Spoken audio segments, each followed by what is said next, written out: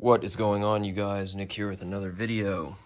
So I just finished this project and I forgot that I was actually going to film it, but I'm going to tell you what happened to me. This actually happened on the same ride where I started having issues going into gear, and then later, after getting it back, I realized that my gas tank was leaking. So again, I had several things go wrong at once. Hopefully this won't happen to you. But remember, these things are cheap. You're paying for it with your time, blood, sweat, and tears. Hopefully not your life. Brakes are pretty important. Anyway, on to what happened. You have two connections for your brake line. One is at your brake master cylinder, goes down the tube. The other is at your caliper. When you push the pedal, you're pushing a piston in the master cylinder, which pushes fluid through the brake line into the caliper, which has a secondary piston in it that activates the brake. No big deal. Then you have another line that runs up in here to your reservoir. And that was totally empty for me, but there's a reason for that. So what happens as you're riding, this is the old brake line, attached here and here, there's vibrations, and the swing arm goes up and down.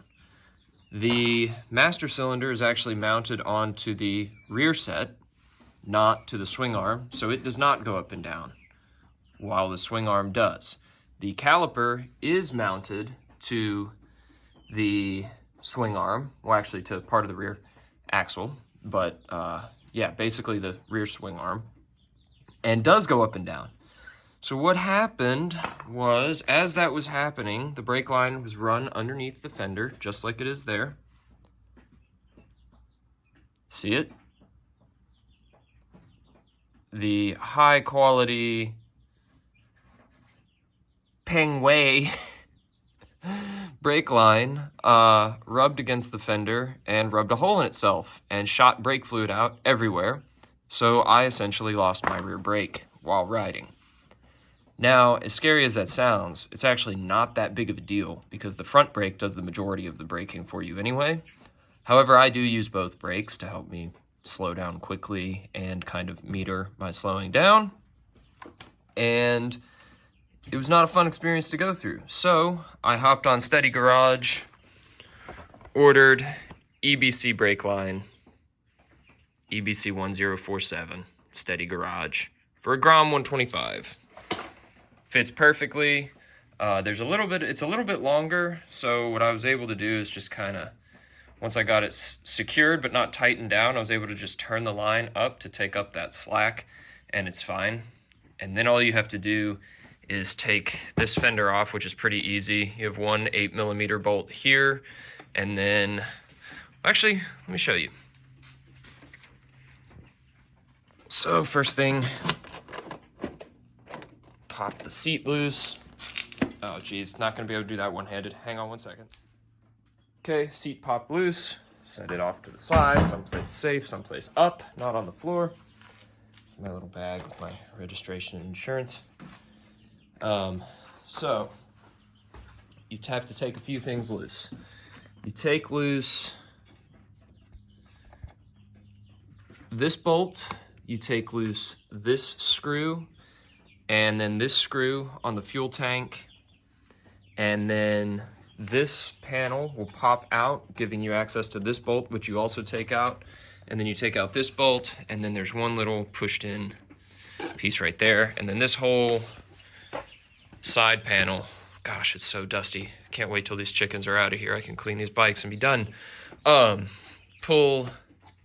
could pull this out, and then it'll sit, give you enough space to get to the brake fluid reservoir there. And the bleeding procedure is very simple. I just would crack it loose, push it all the way down, tighten it back up, let the pedal back up, and I did that similarly to what you would do to bleed the brakes on a car. And that was easy. I don't know, the whole thing took maybe 20 minutes because I had to undo the bolts and undo all this trim and stuff and then bleed it. So that was a very, very easy fix. And also it's a good upgrade. I mean, I imagine those cheap Chinese lines have a fair amount of its expansion under pressure, so probably not getting as much brake biting force as you would. I'm gonna check out the front brake very soon and see, just make sure that that line is okay. I don't have any problems braking on this bike. It stops really quick, but you never know. So I'm gonna check that and probably replace that with a stainless steel line as well. Anyway, hope you guys liked the video. Leave a like if you did. Comment down below with questions or comments. And subscribe to the channel. Check out the affiliate links in the description. It's got cool stuff that I use on the bike. And I'm going to start adding a tool list too of things that you can get to work on these things. Or things that you need to work on these things, rather. Anyway, thanks again for watching. See you in the next one.